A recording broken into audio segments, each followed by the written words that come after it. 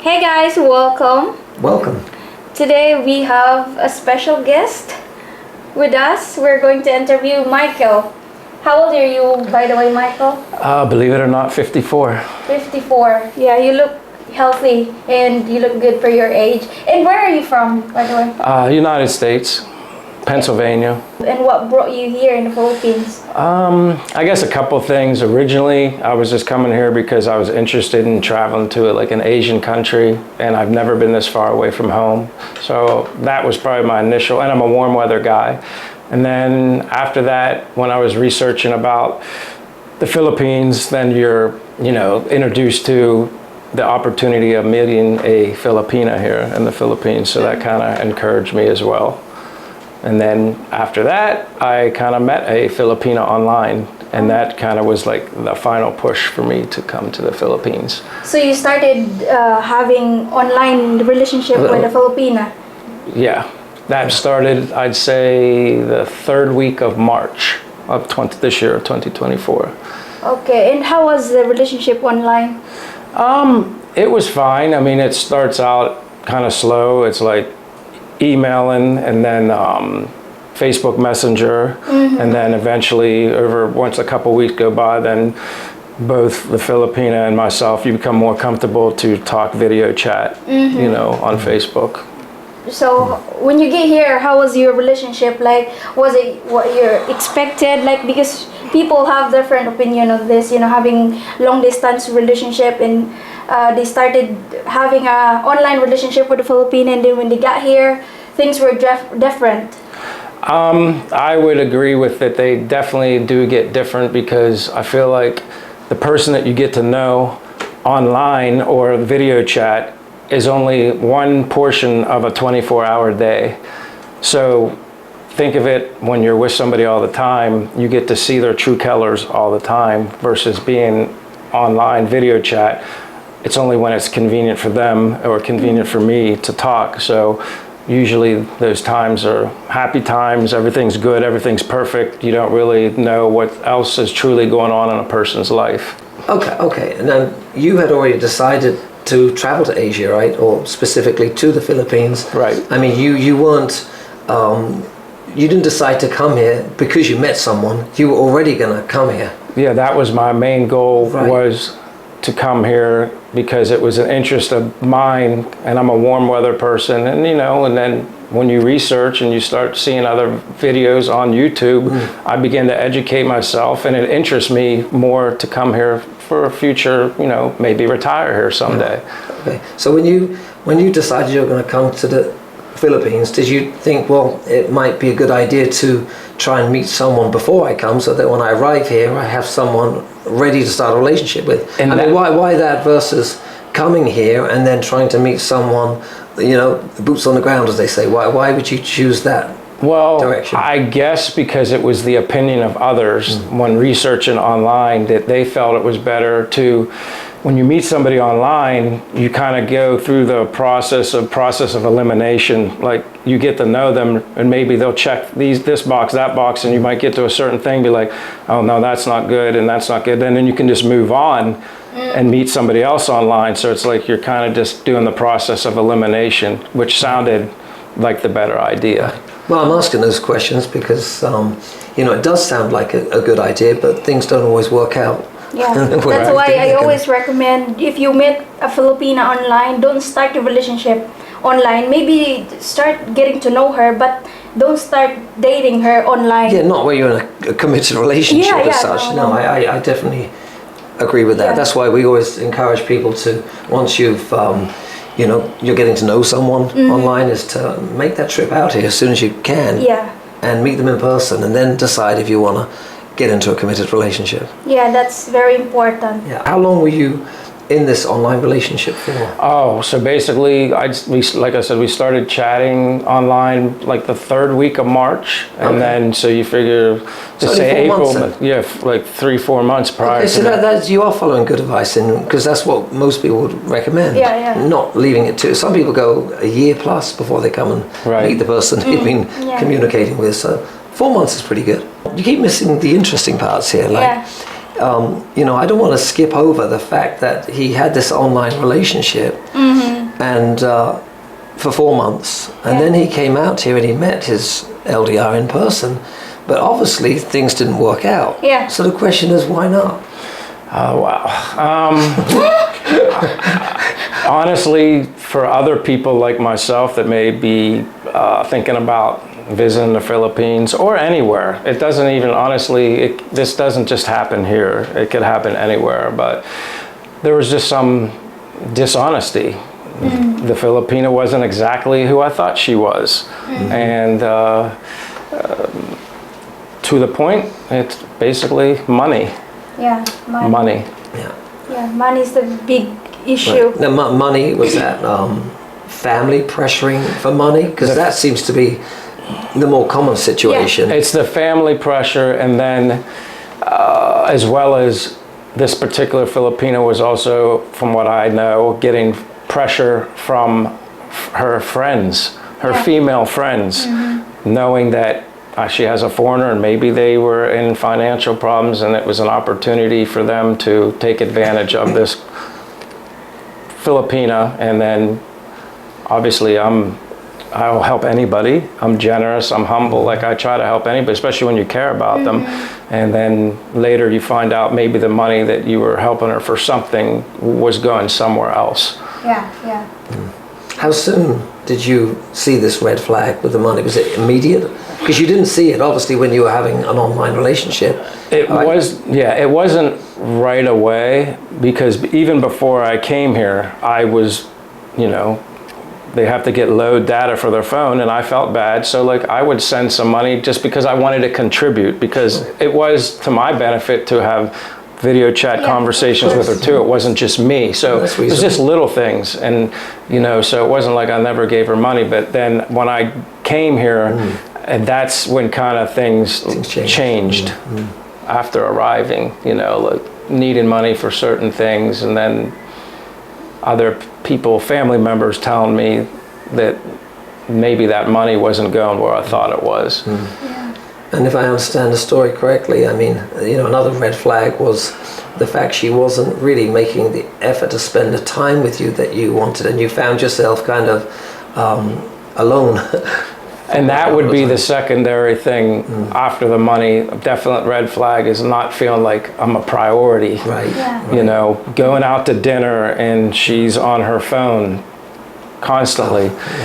Whether it's, I don't know what it was, but I mean, I understand when people need to check their phone for people send them a message or whatever, but it's simple, move on. But she would constantly be on it. It was like her phone was more important than me. Yeah. TikTok, I don't know, something to that extent. But yeah, that's when I started noticing, I'm not so sure this person really has feelings for me like I did for her. Yeah, it seems like she's not mature enough to be in a committed relationship.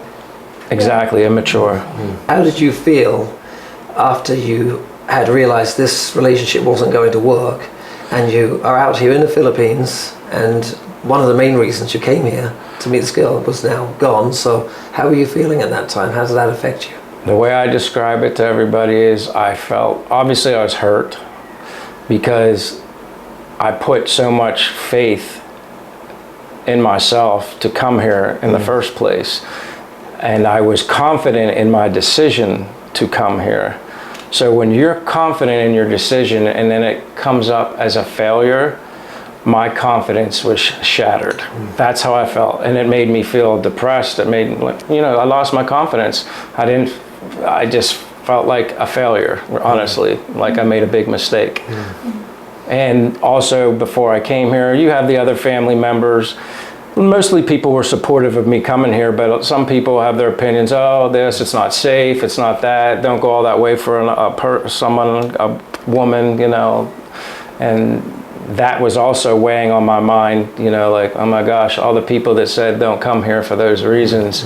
And then it looks like they look like they were right. After the relationship, when you realize it doesn't work out, have you tried seeing anybody? Was it hard? I mean, honestly, I didn't want to like date anybody initially. And then people, at the recommendation of other people, they kind of said, Mike, you need to get out, put yourself out there, kind of just give yourself an opportunity to meet other people. And then I was like, okay, I'll follow that. And then, you know, I'd be wherever, Boulevard, somewhere in Dumaguete, and then just be like, okay, what am I going to do? Just pick one. So I just would, whatever Filipina I saw looking at me, I just went right up to her and just introduced myself. The only problem with that is beauty is only skin deep. There's a lot of beautiful women here in the Philippines. So it's, of course, everybody's attracted to somebody, but after you meet them and you talk to them and you get to know them, you're like, I don't know if this is exactly what, based off of looks, that I'm looking for. And honestly, my opinion is I believe myself to be a good-hearted person, so that was really what I was looking for. Not only somebody who's beautiful on the outside, but beautiful on the inside as well. Like you, honey. You like that, don't you? You chose to stay here, even though you went through a little bit of a difficult time, right? Tell us a little bit about that time you went through and what got you out of that little funk that you were in, and then what made you start looking for someone else? Honestly, it was like a definite healing process, and I kind of put in my mind that I need to move forward, but it wasn't easy because I think I had feelings for this other Filipina, so it was very difficult for me to let that go. So then through time, talking to numerous people that I'm so thankful that were here, you know, I've gained a lot of friends here, supportive of me, cared about me, just wanted to comfort me during this difficult time. And finally, I just came to the realization that I'm like, maybe this way isn't working, and I wanted to try something different. So I just basically said, I'm gonna surrender myself and put everything in God's hands. Amen. And I've never done this before, and I didn't know how long it was going to take, but I said to myself, I think I need to be alone. And what I mean by alone, I'm like alone. And I'm still in the Philippines, I'm getting up every day, doing my thing, focused more on going to the gym, exercising, and just me, and listening to music, and honestly having conversations with God, walking and walking and walking. And I needed to isolate myself to really, I was asking basically for God's help and put it all in His hands, because I couldn't do this. I couldn't do it alone, but I couldn't do it with my friends either. That wasn't helping, because it was like I was reliving that cycle over and over again and repeating myself of what I went through. And that wasn't helping. They were comforting me, but it was still the same thing. Yeah. I couldn't let it go. But when I was by myself, and then all the conversations I was having was with God, it was working. Right. So it ended up lasting between, and I didn't put a time schedule on it. I didn't know. It lasted, I did it for between 9 and 10 days, just by myself. People were messaging me thinking I went home, because at one point I did feel like, many times I'd wake up, well, I should just buy a plane ticket and go home. But I didn't, because I was like, you know what? I'm not going to go home sad or disappointed or as a failure. I don't want people to see that. I want them to see me as happy as I was when I left the U.S. to come here. So I was determined for me to do it. And then one day I woke up and finally I just said to myself, okay, and went out about. Next thing you know, I'm like talking to everybody again. Right. And then that's when I felt like I was okay to like move on and just let it go and believe that everything I gave to God, I'll be fine. He'll take care of me. And honestly, it's the best I've felt since I've been here, since after everything happened. Yeah. By the way, when you did disappear for a while, we noticed, because you kind of ignored us too. Yeah. Remember that? We a little bit. And that was not, like I said, the only people I communicated was with my mother and father, but they don't even know what's going on, because I didn't want them to worry. They're old. They don't need to worry about those things. You know, you and me share a little bit of a similar story, as in we kind of got, in a way, brought to our knees, you know, through some difficult times. And I think we both kind of went to prayer at that time when we were surrendering and praying to God to find, help us find someone that would be real, that we could love, that we could, hopefully have a lifelong relationship with. I believe you did that, right? You kind of had that prayer, and so what's happened since you kind of surrendered to God? And honestly, something I never expected, but then again, it doesn't surprise me, because after 2 days after I broke out of my isolation of being alone, I actually reached out to you and said to you that if you ever have time, I wanted to talk with you. And I'm sure you remember that. And then it was within the next day, I was friended on Facebook by an individual. And I always get friended by people on Facebook, especially here in the Philippines, the algorithm, somebody's connected to somebody, and then it's like, but I was thinking, is it the same old people, just you don't know if they're real or they're fake? And then this individual that I met happened to be connected to you. Not knowing, and then so I'm like looking at this, I'm like, oh, she knows Leah and Gary. And my initial thought was, well, any friend of theirs is a friend of mine. And then I also thought, I started thinking, God, this is what I prayed for and kind of asked for, was to meet somebody just with a good heart. Yeah. And it's so interesting and ironic and a blessing that the two people that I've met the most and been very instrumental in helping me along this journey since I got here has been you two.